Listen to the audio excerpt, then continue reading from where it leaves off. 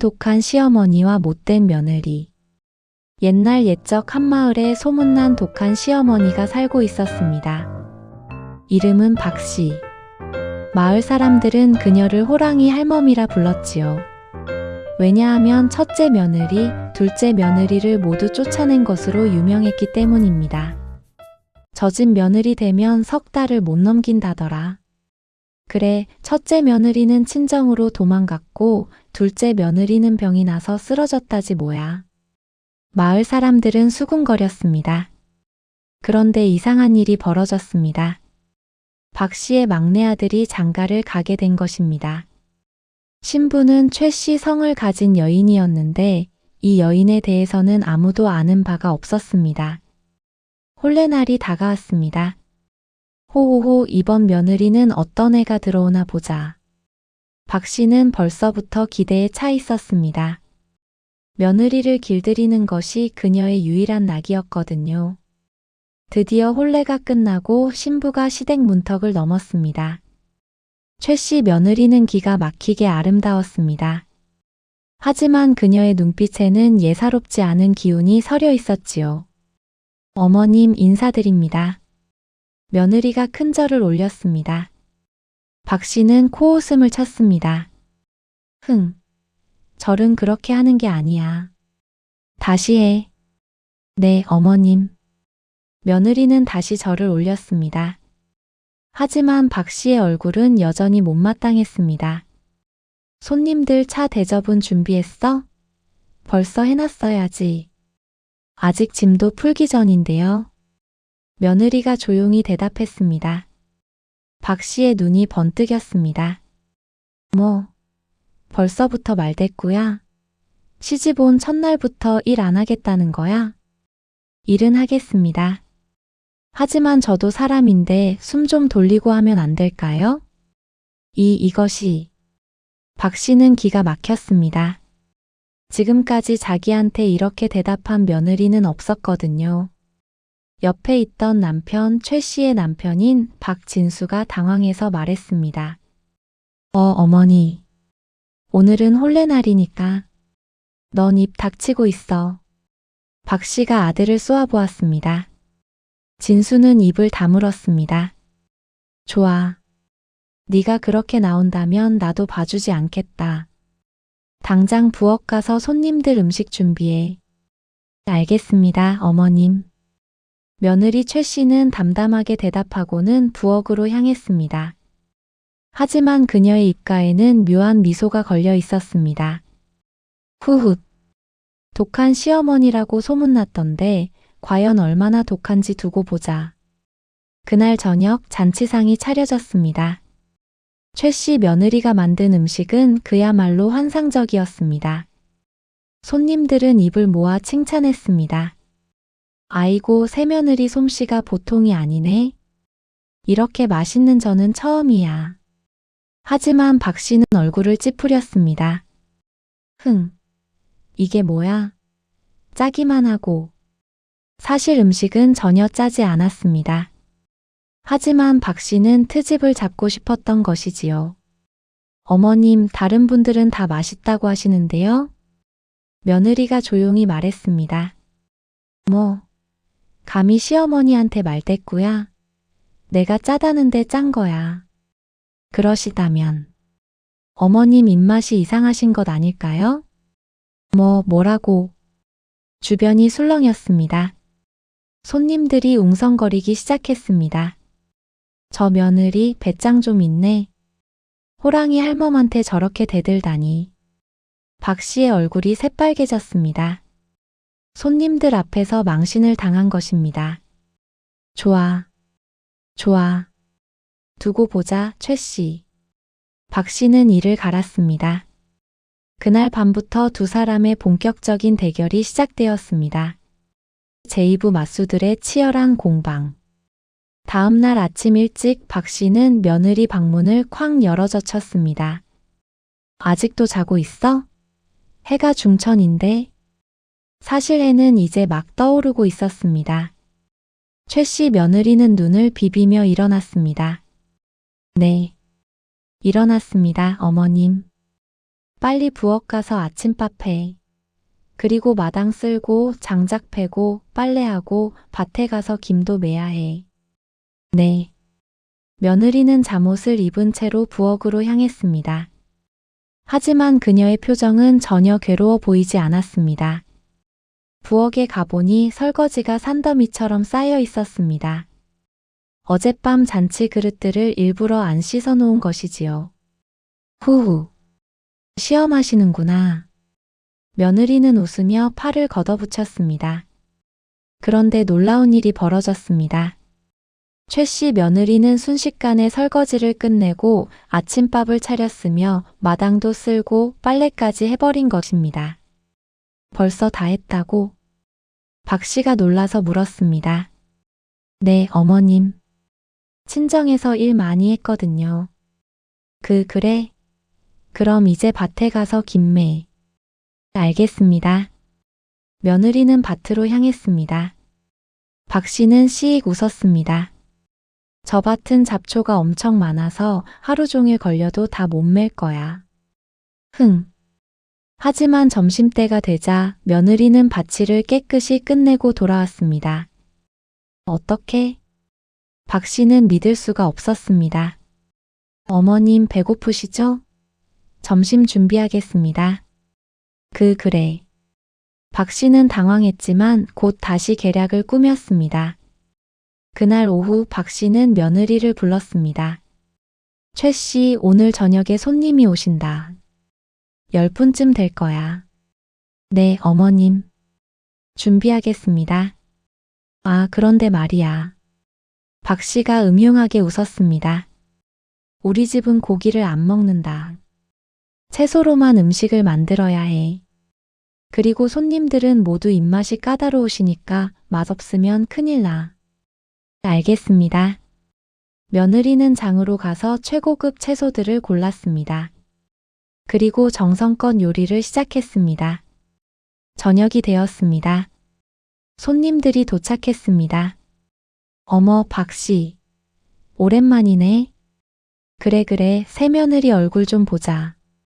손님들이 들어와 자리를 잡았습니다. 그런데 상을 보고 모두 놀랐습니다.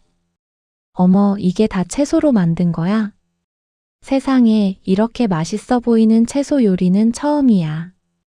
손님들은 감탄하며 음식을 먹기 시작했습니다. 아이고, 진짜 맛있다. 새 며느리 솜씨가 정말 대단하구만. 박 씨의 얼굴이 일그러졌습니다. 또 실패한 것입니다. 하지만 그녀는 포기하지 않았습니다. 그 다음 날 박 씨는 더 어려운 시험을 준비했습니다. 최 씨. 네, 어머님. 오늘은 김장을 할 거야. 배추 100포기. 100포기요? 왜? 못하겠어? 며느리는 잠시 생각하더니 고개를 끄덕였습니다. 하겠습니다. 해봐라. 박 씨는 속으로 웃었습니다. 배추 100포기 김장은 보통 사람 혼자서는 절대 못하는 양이었거든요. 하지만 최 씨 며느리는 새벽부터 시작해서 밤늦게까지 일했습니다. 그리고 놀랍게도 100포기를 다 담가버렸습니다. 이런. 박 씨는 화가 났습니다. 도대체 이 며느리는 못하는 게 뭐란 말입니까? 며칠이 지났습니다. 박 씨는 온갖 방법으로 며느리를 괴롭혔습니다. 새벽같이 깨우고 밤늦게까지 일을 시키고 트집을 잡고 구박을 했습니다. 하지만 최 씨 며느리는 절대 굴하지 않았습니다. 오히려 더 당당해졌습니다. 어느 날 박 씨는 며느리에게 말했습니다. 내일은 시장에 가서 장을 봐와. 네, 어머님. 그런데 말이야. 돈은 이것밖에 없어. 박 씨가 내민 돈은 턱없이 부족한 액수였습니다. 이걸로 무얼 사오라는 말씀이신가요? 뭐든 네가 알아서 해. 그리고 저녁에는 손님 10명 대접할 음식을 준비해야 해. 이건 정말 불가능한 주문이었습니다. 하지만 며느리는 담담하게 대답했습니다. 알겠습니다. 며느리는 시장에 갔습니다. 그리고 기막힌 솜씨로 흥정을 했습니다. 아주머니 이거 좀 깎아주세요. 아저씨 이건 시들었으니까 싸게 주세요. 그렇게 해서 적은 돈으로 많은 재료를 샀습니다. 그리고 창의적으로 요리를 만들었습니다. 저녁이 되었습니다. 손님들이 왔습니다. 오늘 음식도 정말 맛있네. 새 며느리 정말 살림 잘하네. 박 씨는 분통이 터질 지경이었습니다.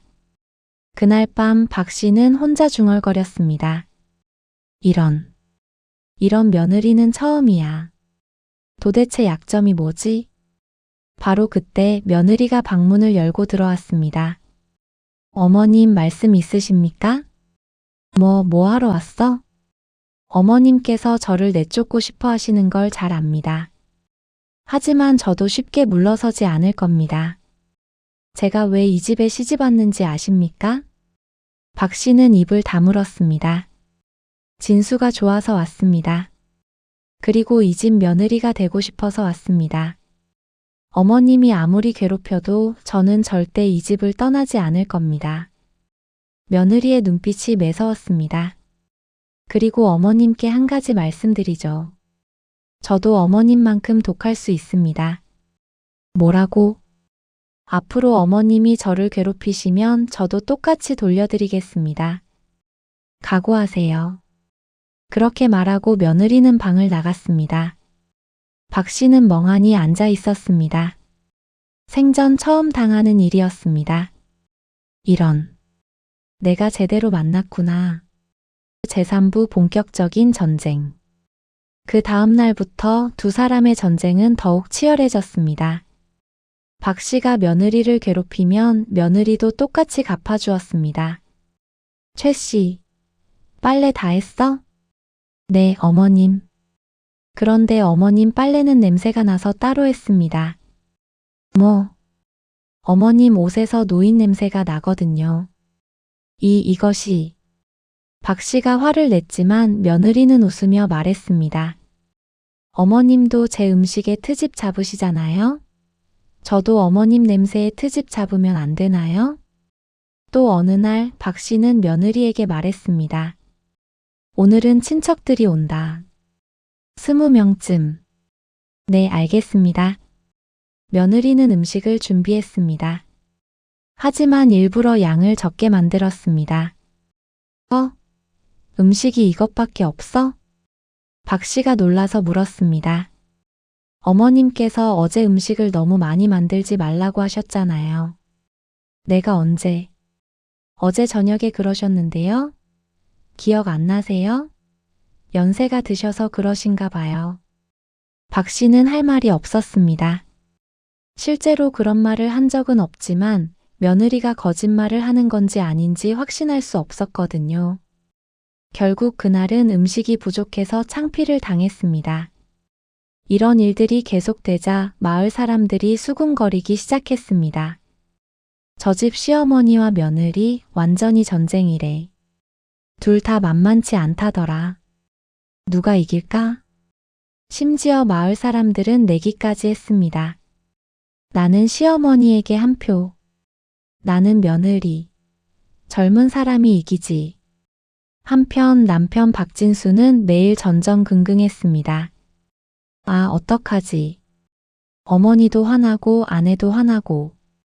그는 중간에서 눈치만 보았습니다. 어머니 편을 들면 아내가 화를 내고 아내 편을 들면 어머니가 화를 냈거든요.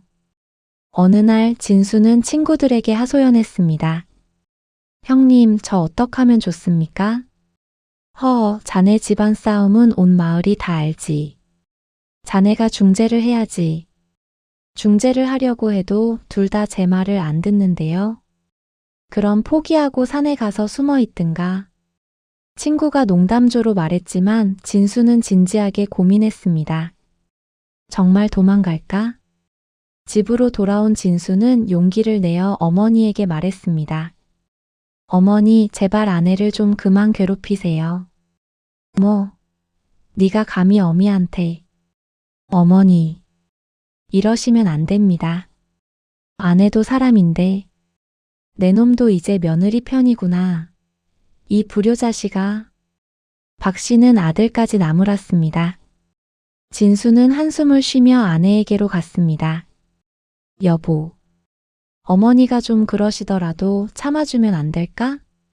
왜 제가 참아야 하죠? 며느리가 차갑게 대답했습니다. 어머니께서 저를 괴롭히시는데 제가 가만히 있으라고요? 그래도 당신은 늘 그렇게 가운데서만 눈치 보시네요. 정확히 말씀하세요. 당신은 누구 편이에요? 그게. 진수는 대답하지 못했습니다. 며느리는 실망한 표정으로 고개를 돌렸습니다. 역시 마마보이시네요. 그날 밤 진수는 혼자 마루에서 잠을 잤습니다. 시간이 흐를수록 두 사람의 싸움은 더 심해졌습니다. 박 씨는 며느리의 음식에 일부러 소금을 더 넣었습니다. 그러자 며느리는 박 씨의 옷을 빨래할 때 일부러 삐뚤게 널었습니다. 박 씨는 며느리가 아끼는 비녀를 숨겼습니다. 그러자 며느리는 박 씨가 아끼는 놀이개를 실수로 떨어뜨려 망가뜨렸습니다. 서로 앙심을 품고 복수를 하는 악순환이 계속되었습니다. 어느 날 마을 이장님이 찾아왔습니다. 박 씨, 최 씨, 두 분 좀 나오시오. 이장님은 심각한 얼굴로 말했습니다. 두 분이 이렇게 싸우니까 온 마을이 시끄럽소. 마을 잔치도 못 열고 다들 불편해하고 있소. 이장님, 제가 뭘 잘못했습니까? 며느리가 버릇이 없어서. 어머님이 먼저 저를 괴롭히셨습니다. 두 사람은 또 서로 탓하기 시작했습니다. 이장님은 한숨을 쉬었습니다. 아이고, 내가 해결할 수 있는 일이 아니구만. 두 분이 알아서 하시오. 하지만 이대로 가면 이 집안이 망할 거요. 이장님은 고개를 저으며 돌아갔습니다. 그날 밤 박 씨는 혼자 생각했습니다.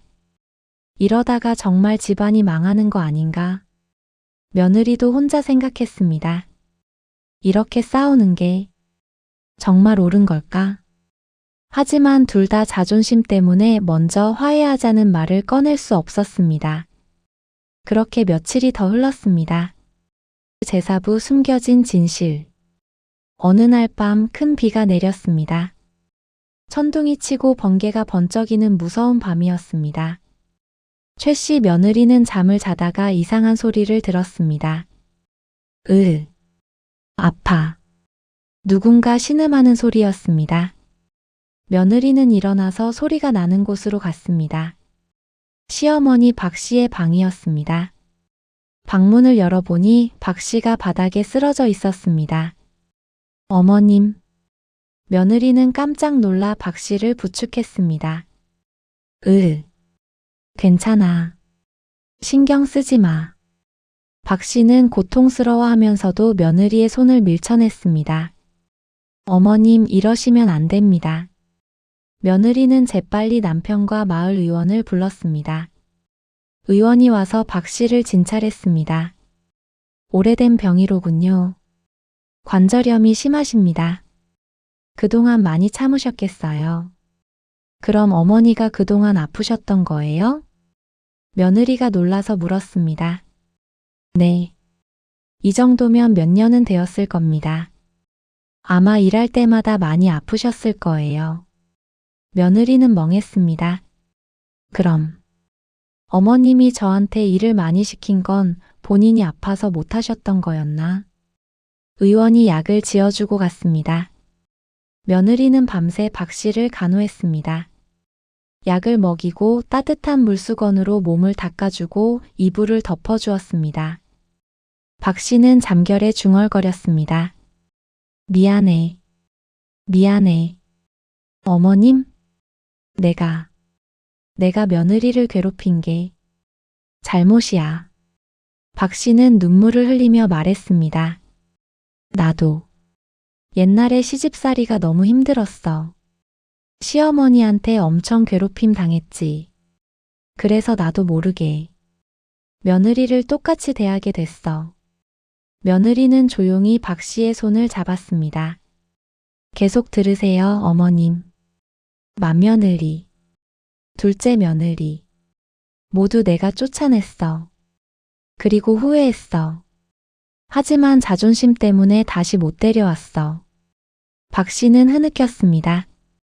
너도 떠날 줄 알았어. 그런데 넌 안 떠나더라. 오히려 나한테 맞섰어. 그게 무서웠어. 어머님. 무서웠지만 한편으로는 존경스러웠어. 나는 젊었을 때 시어머니한테 한 번도 대들지 못했거든. 그냥 참기만 했어. 그래서 병도 생기고 며느리의 눈에서도 눈물이 흘렀습니다. 어머님, 저도 잘못했어요. 저도 너무 독하게 대했어요. 사실 저도 어머님처럼 상처가 있었어요. 며느리가 말을 이었습니다. 저희 친정 어머니는 아버지한테 평생 구박받고 사셨어요. 맨날 여자는 참아야 한다. 며느리는 시집에서 고생해야 한다고 말씀하셨죠. 며느리는 눈물을 닦았습니다. 그 모습을 보면서 저는 다짐했어요. 나는 절대 그렇게 살지 않겠다. 누가 나를 괴롭히면 절대 참지 않겠다고요. 그래서 그렇게 독하게 나온 거였구나. 네. 저도 어머님을 이해하려고 하지 않았어요. 그냥 독한 시어머니라고만 생각했죠. 어머님도 상처가 있으실 거라는 생각은 못했어요. 두 사람은 한참 동안 말없이 서로의 손을 잡고 있었습니다. 다음 날 아침 박 씨는 많이 좋아졌습니다. 며느리가 아침상을 들고 왔습니다. 어머님 드세요. 고맙구나. 박 씨는 밥을 먹다가 며느리를 보았습니다. 최 씨. 네, 어머님. 미안하다. 정말 미안하다. 박 씨의 눈에 다시 눈물이 고였습니다. 아니에요, 어머님. 저야말로 미안해요. 며느리도 눈물을 흘렸습니다. 이제 우리 다시 시작할 수 있을까? 네, 어머님. 두 사람은 서로 껴안았습니다. 하지만 문제가 완전히 해결된 것은 아니었습니다. 며칠 후 박 씨는 또다시 며느리에게 날카롭게 말했습니다. 이 국은 왜 이렇게 싱거워? 며느리는 순간 화가 났습니다. 아, 또 시작이네. 하지만 그때 며느리는 박 씨의 손을 보았습니다. 관절염으로 붓고 아픈 손이었습니다. 며느리는 심호흡을 하고 말했습니다. 어머님, 요즘 입맛이 없으세요? 몸이 불편하시면 입맛도 없으실 텐데. 응. 박 씨는 깜짝 놀랐습니다. 예전 같으면 며느리가 바로 대들었을 텐데 오늘은 다르게 반응했거든요. 어머님, 제가 보양식을 좀 끓여드릴까요? 관절에 좋은 거로요. 그래 줄래? 네. 며느리는 웃으며 부엌으로 갔습니다.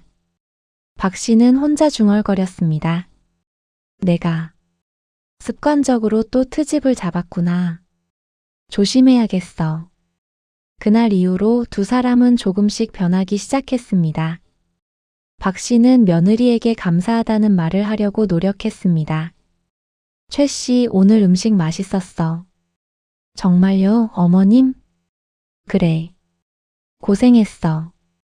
며느리는 깜짝 놀랐습니다. 처음으로 시어머니한테 칭찬을 들은 것이었습니다.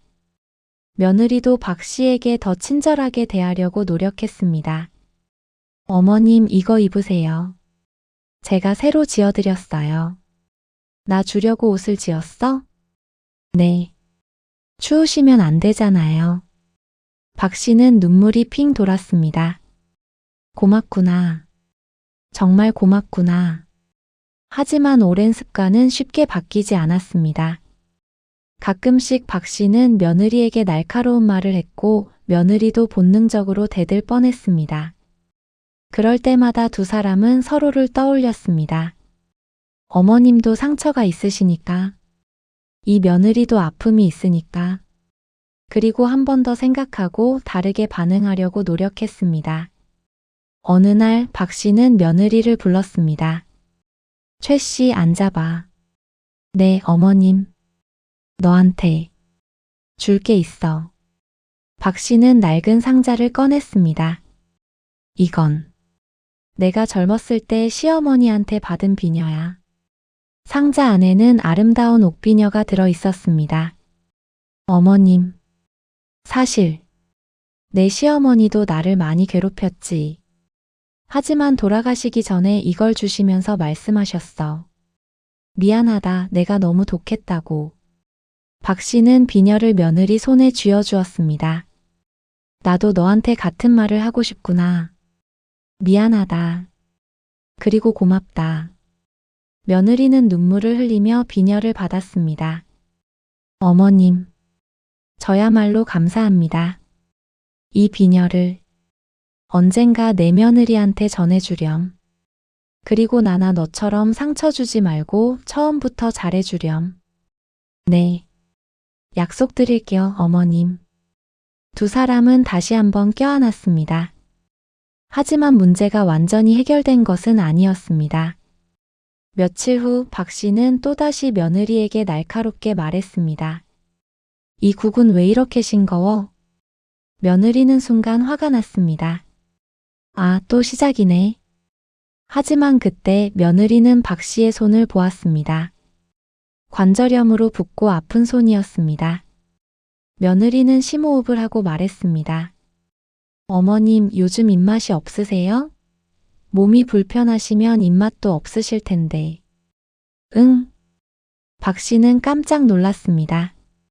예전 같으면 며느리가 바로 대들었을 텐데 오늘은 다르게 반응했거든요. 어머님, 제가 보양식을 좀 끓여드릴까요? 관절에 좋은 거로요. 그래 줄래? 네. 며느리는 웃으며 부엌으로 갔습니다. 박 씨는 혼자 중얼거렸습니다. 내가 습관적으로 또 트집을 잡았구나. 조심해야겠어. 그날 이후로 두 사람은 조금씩 변하기 시작했습니다. 박 씨는 며느리에게 감사하다는 말을 하려고 노력했습니다. 최 씨, 오늘 음식 맛있었어. 정말요, 어머님? 그래. 고생했어. 며느리는 깜짝 놀랐습니다. 처음으로 시어머니한테 칭찬을 들은 것이었습니다. 며느리도 박 씨에게 더 친절하게 대하려고 노력했습니다. 어머님, 이거 입으세요. 제가 새로 지어드렸어요. 나 주려고 옷을 지었어? 네. 추우시면 안 되잖아요. 박 씨는 눈물이 핑 돌았습니다. 고맙구나. 정말 고맙구나. 하지만 오랜 습관은 쉽게 바뀌지 않았습니다. 가끔씩 박 씨는 며느리에게 날카로운 말을 했고 며느리도 본능적으로 대들 뻔했습니다. 그럴 때마다 두 사람은 서로를 떠올렸습니다. 어머님도 상처가 있으시니까. 이 며느리도 아픔이 있으니까. 그리고 한 번 더 생각하고 다르게 반응하려고 노력했습니다. 어느 날 박 씨는 며느리를 불렀습니다. 최 씨, 앉아봐. 네, 어머님. 너한테 줄 게 있어. 박 씨는 낡은 상자를 꺼냈습니다. 이건 내가 젊었을 때 시어머니한테 받은 비녀야. 상자 안에는 아름다운 옥비녀가 들어 있었습니다. 어머님, 사실 내 시어머니도 나를 많이 괴롭혔지. 하지만 돌아가시기 전에 이걸 주시면서 말씀하셨어. 미안하다, 내가 너무 독했다고. 박 씨는 비녀를 며느리 손에 쥐어주었습니다. 나도 너한테 같은 말을 하고 싶구나. 미안하다. 그리고 고맙다. 며느리는 눈물을 흘리며 비녀를 받았습니다. 어머님, 저야말로 감사합니다. 이 비녀를 언젠가 내 며느리한테 전해주렴. 그리고 나나 너처럼 상처 주지 말고 처음부터 잘해주렴. 네. 약속드릴게요, 어머님. 두 사람은 다시 한번 껴안았습니다. 제오브 클라이맥스와 화해. 몇 주가 지났습니다. 마을에서는 큰 잔치가 열렸습니다. 추석 명절이었습니다. 박 씨네는 올해도 안 오려나? 그러게 작년에도 시어머니랑 며느리가 싸워서 안 왔잖아. 마을 사람들이 수군거렸습니다. 그런데 놀라운 일이 벌어졌습니다. 박 씨와 최 씨 며느리가 함께 손을 잡고 잔치에 나타난 것입니다. 어머, 저 둘이 손을 잡고 있어. 세상에, 싸우던 두 사람이. 마을 사람들은 깜짝 놀랐습니다. 여러분, 오늘 저희가 음식을 준비했습니다. 며느리가 밝게 말했습니다. 맞아요. 우리 며느리가 음식 만들고 내가 도왔지요. 박 씨도 웃으며 말했습니다. 사람들은 더욱 놀랐습니다. 저 둘이 함께 음식을 만들었다니. 자, 드세요. 두 사람이 준비한 음식은 정말 맛있었습니다. 와, 이게 뭐야? 진짜 맛있는데? 박씨네가 이렇게 음식을 잘했나? 마을 사람들은 감탄했습니다. 이장님이 다가왔습니다. 박씨, 최씨 두 분 화해하신 거요? 네, 이장님. 두 사람이 함께 대답했습니다. 아이고, 다행이구만. 온 마을이 걱정했다니까. 이장님은 기뻐했습니다. 잔치가 끝나고 집으로 돌아오는 길 박진수가 말했습니다. 어머니, 여보, 정말 감사합니다. 뭐가? 두 분이 화해해 주셔서요. 그동안 제가 중간에서 정말 힘들었어요. 박 씨와 며느리는 서로를 보고 웃었습니다. 미안하다, 아들아. 엄마가 철없었지. 저도 미안해요, 여보. 당신 고생 많았죠? 아니에요, 괜찮아요. 진수는 행복한 표정으로 웃었습니다. 하지만 그날 밤 시험이 찾아왔습니다. 박 씨가 갑자기 쓰러진 것입니다. 어머님. 며느리가 급히 달려갔습니다. 박 씨는 숨을 헐떡이고 있었습니다. 의원님을 불러. 며느리가 소리쳤습니다. 의원이 달려왔지만 고개를 저었습니다. 병이 너무 깊습니다. 제가 할 수 있는 게 없습니다. 그럼 어떡해요? 며느리는 울부짖었습니다. 한 가지 방법이 있기는 합니다만. 뭔데요? 말씀해 주세요. 산 위에 있는 약초를 구해야 합니다. 하지만 그곳은 매우 위험합니다. 절벽이 많고 밤에는 짐승들이 나옵니다. 며느리는 망설이지 않았습니다. 제가 갈게요. 최 씨. 안 돼. 너무 위험해. 남편 진수가 말렸지만 며느리는 이미 밖으로 뛰쳐나갔습니다. 며느리는 캄캄한 밤에 산을 올랐습니다. 발을 헛디뎌 넘어지고 가시에 찔리고 추워서 떨었지만 포기하지 않았습니다. 어머님, 제발 살아계세요. 며느리는 눈물을 흘리며 산을 올랐습니다. 마침내 약초를 찾았습니다. 하지만 약초가 있는 곳은 절벽 끝이었습니다. 위험하지만 어쩔 수 없어. 며느리는 조심스럽게 절벽으로 다가갔습니다. 그 순간 발을 헛디뎠습니다. 아! 며느리는 절벽 아래로 떨어질 뻔했지만 간신히 나뭇가지를 붙잡았습니다. 으흑! 다리가 아팠습니다. 피도 흘렀습니다. 하지만 며느리는 약초를 꼭 붙잡았습니다. 어머님, 꼭 구해드릴 거예요. 며느리는 온 힘을 다해 기어 올라왔습니다. 새벽녘 며느리는 온몸에 상처투성이로 집에 도착했습니다. 여보, 괜찮아? 진수가 달려왔습니다. 약초. 이거 빨리. 며느리는 약초를 건네고 그대로 쓰러졌습니다. 의원은 재빨리 약을 다렸습니다. 그리고 박 씨에게 먹였습니다. 기적이 일어났습니다. 박 씨가 눈을 뜬 것입니다. 여기가 어디지? 어머니, 정신 차리셨어요. 진수가 울먹였습니다. 최 씨는 어디 있니? 박 씨가 물었습니다. 여기 있어요. 어머님. 며느리가 힘없이 대답했습니다. 그녀는 옆 방에서 치료를 받고 있었습니다. 박 씨는 벌떡 일어나 며느리 방으로 달려갔습니다. 최 씨. 며느리는 온몸에 붕대를 감고 누워 있었습니다. 어머님, 괜찮으세요? 바보야. 네가 더 아프잖아. 박 씨는 며느리를 꼭 껴안고 울었습니다. 미안해. 미안해. 내 때문에 네가. 아니에요. 어머님, 전 괜찮아요. 고맙다. 정말 고맙다. 넌 진짜 내 딸이야. 박 씨는 며느리의 손을 꼭 잡았습니다. 이제 우리 정말 가족이야. 알겠지? 네. 어머님, 저도 사랑해요. 두 사람은 눈물을 흘리며 서로를 껴안았습니다. 제육부 새로운 시작. 며칠 후 두 사람 모두 회복되었습니다. 마을에서는 이 이야기가 전설이 되었습니다. 박신의 며느리가 시어머니를 구하려고 목숨을 걸었대.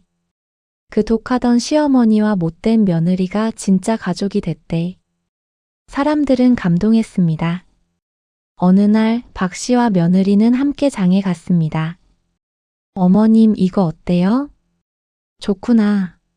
우리 저녁에 이거 해먹자. 두 사람은 웃으며 장을 봤습니다.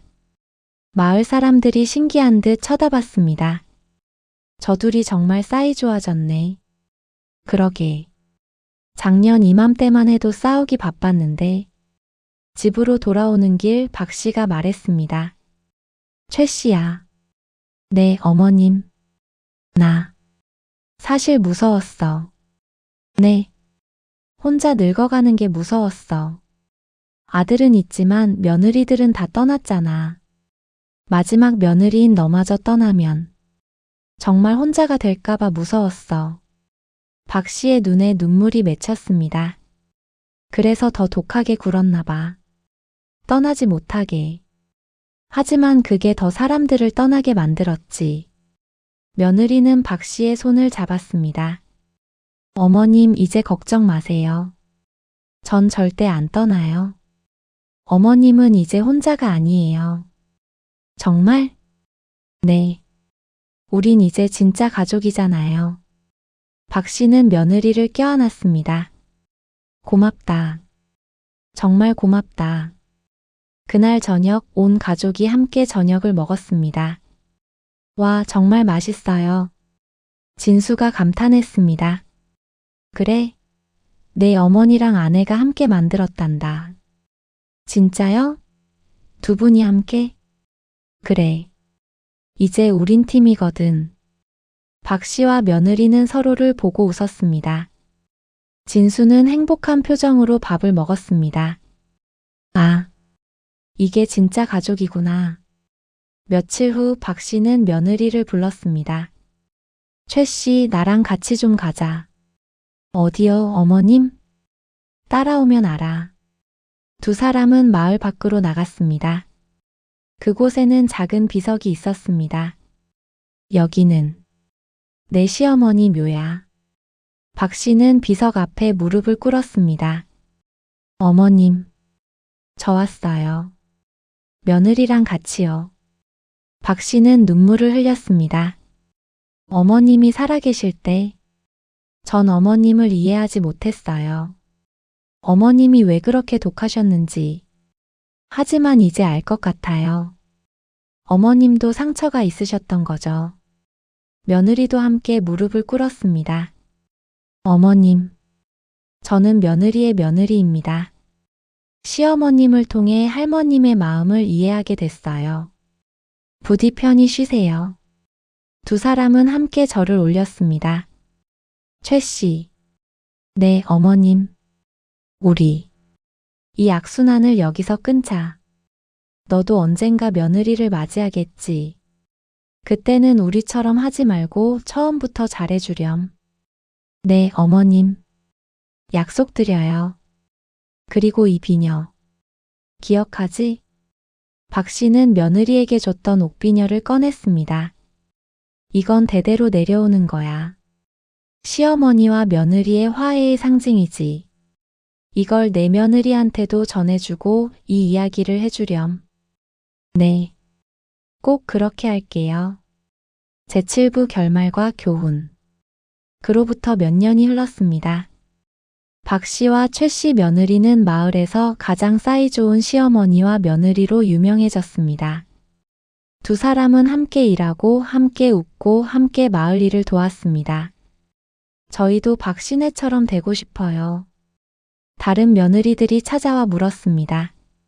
어떻게 그렇게 사이가 좋아지셨어요? 박 씨와 며느리는 웃으며 대답했습니다. 서로를 이해하려고 노력했지요.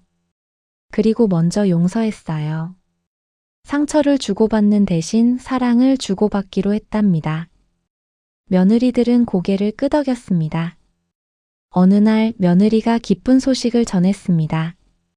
어머님, 제가 아기를 가졌어요. 정말? 박 씨는 너무 기뻐서 눈물을 흘렸습니다. 우리 손주가 드디어 네, 몇 달 후면 태어날 거예요. 박 씨는 며느리를 조심스럽게 안았습니다. 고맙다. 정말 고맙다. 몇 달 후 아기가 태어났습니다. 예쁜 딸이었습니다.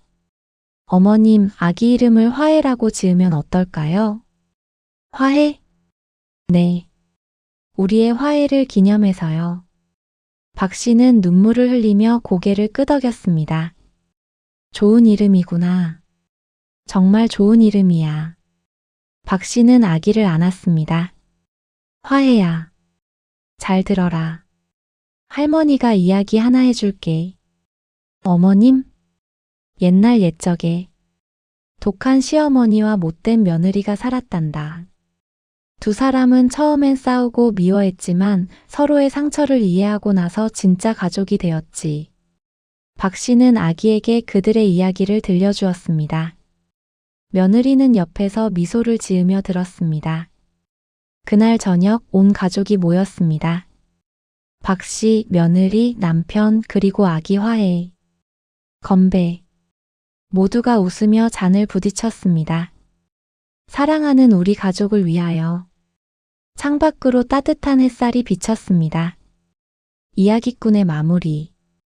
여러분, 이 이야기를 들으셨나요? 독한 시어머니와 못된 며느리의 이야기입니다. 이 이야기가 우리에게 주는 교훈은 무엇일까요? 첫째, 미움은 미움을 낳고 사랑은 사랑을 낳습니다. 박 씨는 시어머니한테 괴롭힘 당한 상처 때문에 며느리를 괴롭혔습니다. 하지만 며느리의 사랑을 받고 나서 비로소 사랑할 수 있게 되었지요. 둘째, 모든 사람에게는 사연이 있습니다. 겉으로 보기에 독하고 나쁜 사람도 그렇게 된 이유가 있습니다. 서로를 이해하려고 노력한다면 미움 대신 사랑을 선택할 수 있습니다. 셋째, 악순환은 누군가 끊어야 합니다. 대대로 이어져 온 나쁜 습관도 누군가 용기를 내서 끊어야 합니다. 박 씨와 며느리는 그 용기를 냈고 덕분에 다음 세대는 더 행복할 수 있게 되었습니다. 넷째, 진짜 가족은 피가 아니라 사랑으로 만들어집니다. 박 씨와 며느리는 처음엔 남이었습니다. 하지만 서로를 이해하고 용서하면서 진짜 가족이 되었지요. 다섯째, 변화는 언제든 가능합니다. 아무리 오랫동안 미워했어도 아무리 나이가 들어도 변화는 가능합니다. 중요한 건 변하고 싶은 마음입니다. 자, 이제 이야기가 끝났습니다. 여러분도 혹시 누군가와 싸우고 계신가요? 혹시 누군가를 미워하고 계신가요? 한번 생각해 보세요. 그 사람에게도 상처가 있지는 않을까요? 그 사람도 사랑받고 싶어 하는 건 아닐까요? 먼저 손을 내미는 건 어렵습니다. 하지만 누군가는 시작해야 합니다. 박 씨와 며느리처럼 미움을 끊고 사랑을 시작하는 것. 그것이 이 이야기가 우리에게 전하는 메시지입니다. 옛날 옛적 이야기는 여기서 끝입니다. 하지만 여러분의 이야기는 지금부터 시작됩니다. 오늘부터 여러분도 사랑의 이야기를 만들어 가시기 바랍니다. 에필로그 세월이 흘러 아기 화해는 어른이 되었습니다. 그녀는 할머니 박 씨와 어머니 최 씨의 이야기를 듣고 자랐습니다. 할머니, 그 이야기 다시 해주세요. 그래, 우리 손주. 할머니가 또 해줄게. 박 씨는 이제 많이 늙었지만 여전히 며느리와 손주를 사랑했습니다. 옛날에 할머니는 참 독했단다. 하지만 내 엄마가 할머니를 변하게 해줬지. 엄마가 할머니를 구했어요? 그래. 목숨을 걸고 약초를 구하러 갔지. 그때 할머니는 깨달았어. 진짜 가족이 뭔지를.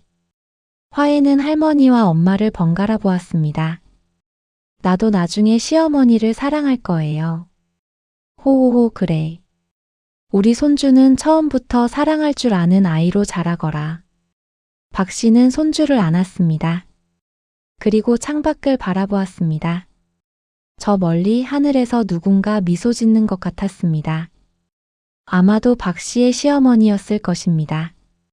이제야 모든 게 용서되고 모든 게 사랑으로 변했습니다.